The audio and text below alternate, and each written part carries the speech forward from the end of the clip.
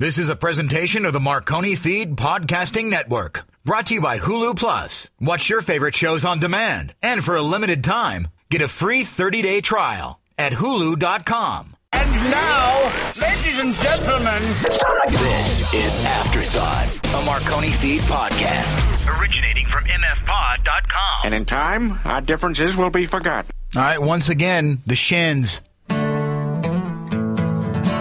So this'll be a simple song to say what you done. I told you about all those fears and the way they did run. You sure must be strong, and you feel like an ocean made warm by the sun. When I was just 9 years old, I swear that I dreamt your face on a football field and a kiss that I kept under my vest. Apart from everything but the heart in my chest, I know that things can really get rough when you go it alone. Don't go thinking you gotta be tough, play like a stone. Could be there's nothing else in our lives so critical as this little home. My life in an upturned boat, marooned on a cliff. You brought me a great big flood, and you gave me a lift. Girl, what a gift. And you tell me with your tongue, and your breath goes in my lungs, and we float over the rift. I know that things can really get rough when you go it alone. So don't go thinking you gotta be tough, play like a stone. Could be there's nothing else in our lives so critical as this little home.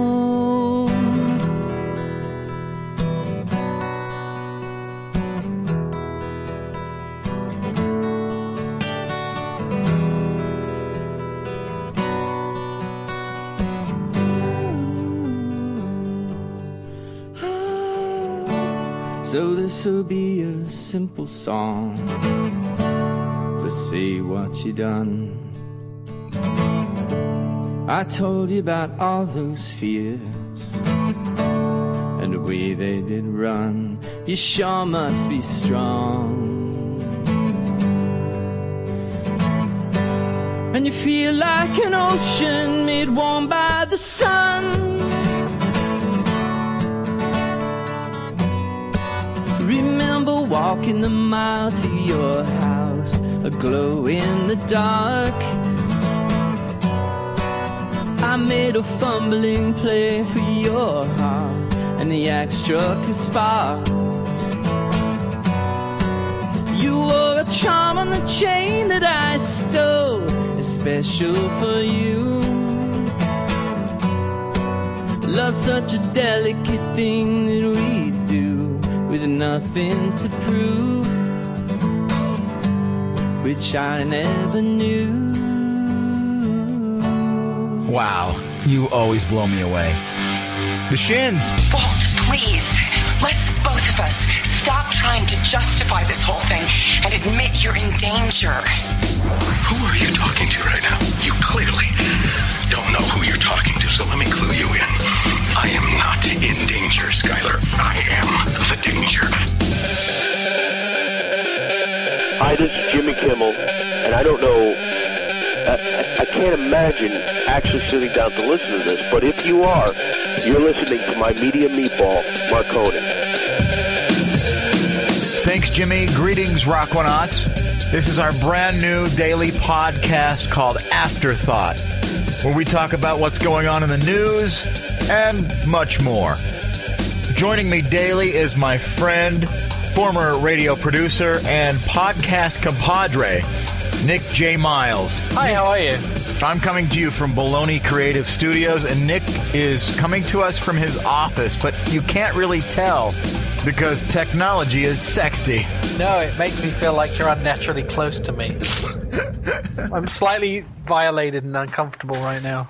Oh, really? Well, that's the way I like you, because it'll keep you on edge, just enough. That's what I need to be, more on edge. All right, this is Afterthought, a new daily podcast in a world where there just aren't enough podcasts. Our take on the daily news and other events that are going on in our lives and the world.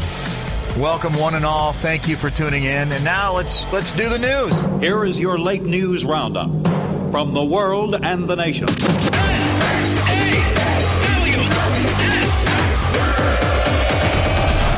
And to give us the news, here's your podcast pal, Nik Miles, ladies and gentlemen. Topping today's news is Mitt Romney's son wanting to take on Obama physically. Yeah, I have a clip here of Tagg Romney on some radio show. Tagg? Really?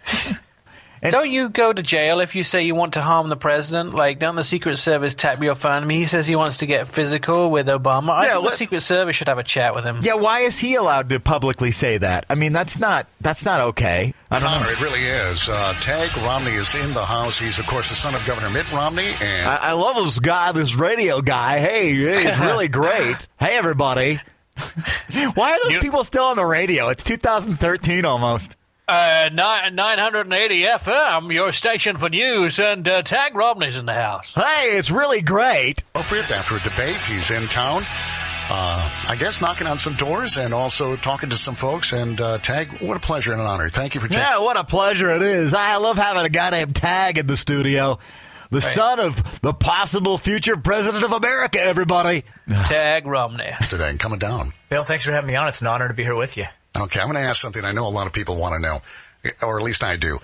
What is it like for you to hear the President of the United States call your dad a liar? How do you react to that?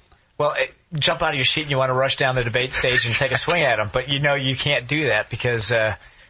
first, because there's a lot of Secret Service between you and him. It seems weird that he is upset that Obama would say anything, about his dad lying, but he's not mad at his dad for lying. Well, here, now, this is how he should have responded. Ask me the question. Ask me the same question. Can I pretend like I'm the guy? Hey, it's Tagg Romney in the studio. It's a pleasure to have you here. Thanks for coming in today.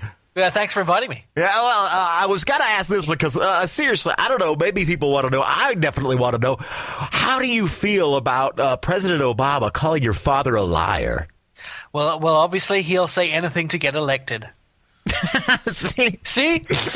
I didn't have to punch anybody, but I got my point across. Yes. You know what I don't understand? It's just kind of an interesting point is that they're using Tagg Romney is being used as a political vehicle right now, but you think about this. Why would he have anything great to say about his dad? I mean, is he a politician? Is Tagg Romney does he know all about the politics and wouldn't you rather have one of the main advisors on or the guy that's running for vice president? Yeah. I mean, it's like, what would you talk to Obama's kids about? What subjects they like in school? I'm not sure even why Tagg Romney is doing interviews. Every one of the kids that has spoken out or said anything or any interaction that I've seen in the media or whatever, they all come off to me like these spoiled, rotten, rich kids who would bully you in school.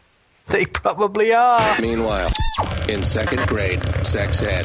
Okay, simmer down. Does anyone know what this part of a girl is? I know. Demi? Poontang? Right, poontang. Poontang. Yes, Trina? Billy keeps poking me in my hoo-ha. Stop that, Billy. I told you not to poke. And does anyone know what this part of a boy is? The nards? No. I know. Justin? Winky? Winky, right. Winky. Now use it in a sentence. The priest touched my winky? Good. And on the back of that, have you read this thing about David Siegel, the owner of Westgate Resorts? Yeah, it sounds like a relaxing community for me to spend my vacation time. Westgate's Resorts. He's saying now if President Obama wins the election and raises taxes, that he'll have to lay off workers and downsize his company, even shut it down. I thought he was like threatening them, that like if he wins, like basically they're fired, and he wasn't like saying it as even like financially. He was just pissed. That was maybe I should have read the article. Read the subtext. Read the subtext. I mean, why would you say to your workers, "Oh, by the way, if Obama wins, you're going to get fired"?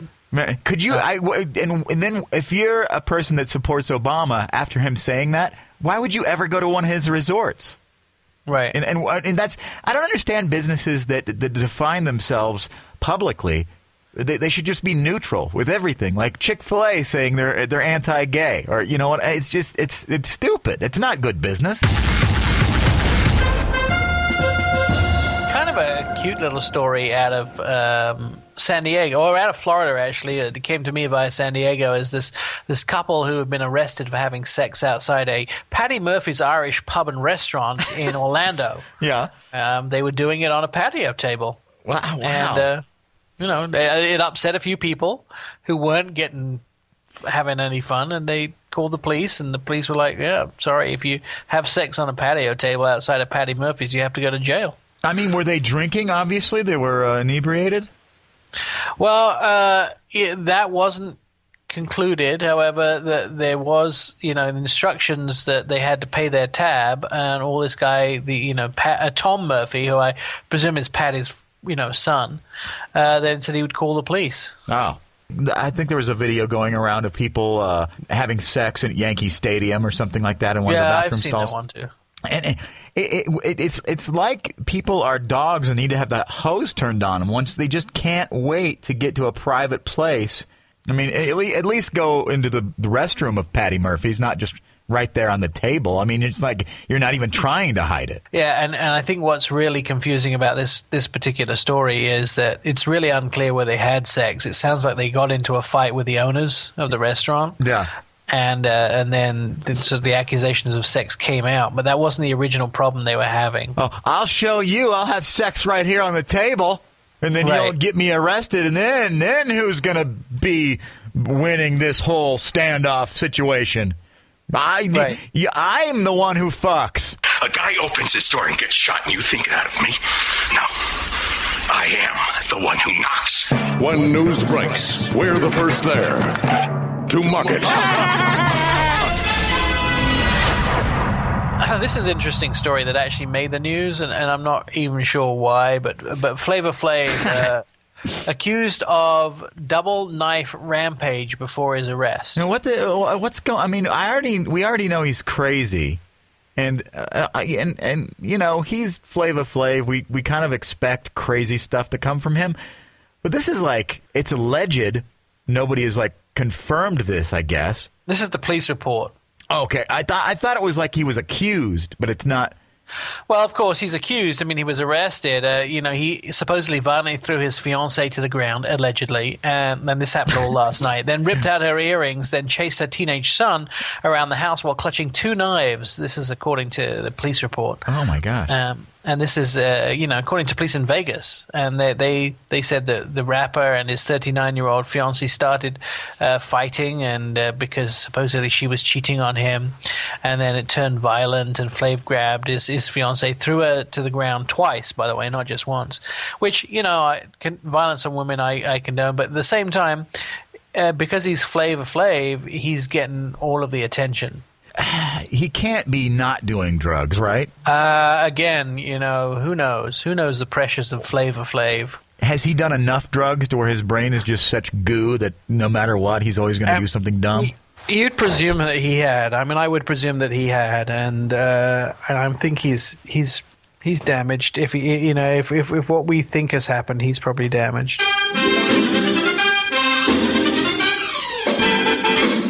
There's a couple of other stories that grabbed my attention in the news. One is actually out of San Diego, California, but it's interesting that the number one selling car in California is the Toyota Prius. Yeah, well, and everywhere now, right? I mean, the cop cars in New York City are Priuses. Right, not the kind that chase you down, but it's cheaper to have these guys respond in a Prius. But don't you think? I mean, I drive a fuel efficient car, and I don't hate that.